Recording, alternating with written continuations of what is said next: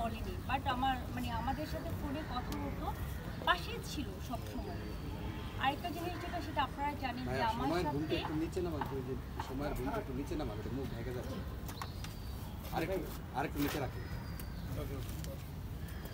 আর আপনারা হয়তো জানেন যে আমার সাথে, আপনারা সবাই কম বেশি জানেন যে আমার সাথে অনাকাঙ্ক্ষিত অনেক বড় একটা ঘটনা ঘটে গিয়েছে।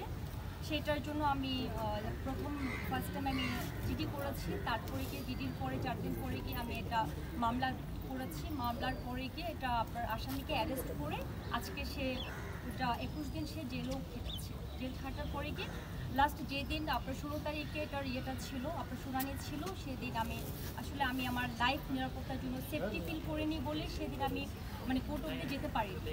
কারণ আমার লয়ার আমাকে অনেকবার ডেকেছে যে যাওয়ার জন্য, কারণ আমার কাছে মনে হয়েছে যে এর আগেও যে উবার ড্রাইভার অ্যাসোসিয়েশন থেকে প্রেস ক্লাবে ওনারা একদম ওপেনলি আমাকে হুমকি থ্রেট টাইপ অনেকভাবে ওনারা করেছে।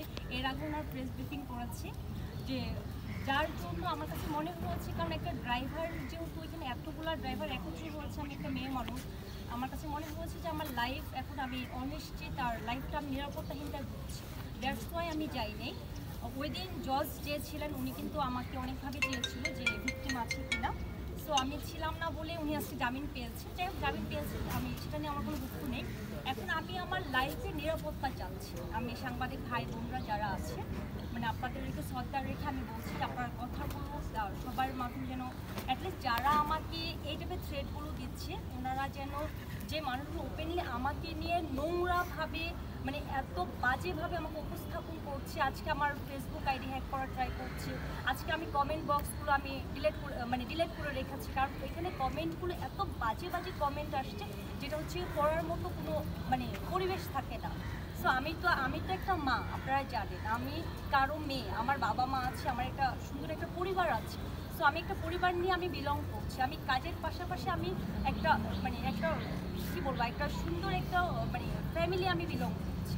সো সব কিছু মিলিয়ে আজকে এমনও একটা জার্নালিস্ট বলবো না, একটা কন্টেন্ট ক্রিয়েটার আমাকে নিয়ে এমন কথা বলেছে, যেটা হচ্ছে আমার বাড়ি কুমিল্লা, সে আমাকে গোপালগঞ্জে বানিয়ে দিয়েছে।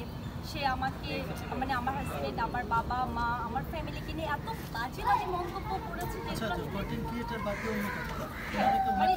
সবাই মিলে এটা নিয়েও হয়তো অনেকে শুনেছেন, আমি কিছু বলেওছি, বাট সব কিছু মিলে আজকে আমি খুব বাজে একটা সিচুয়েশান ক্রিয়েট করছে।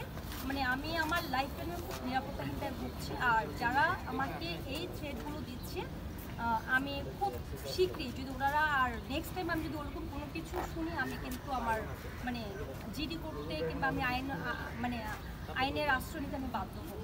সো আমি ধন্যবাদ আপনাদের সবাইকে, আর ধন্যবাদ আমার পাশে আমার শিল্পী সমিতি আছে, আজকে জাস্ট আপনাদের সামনে বক্তব্য রেখেছে। ধন্যবাদ।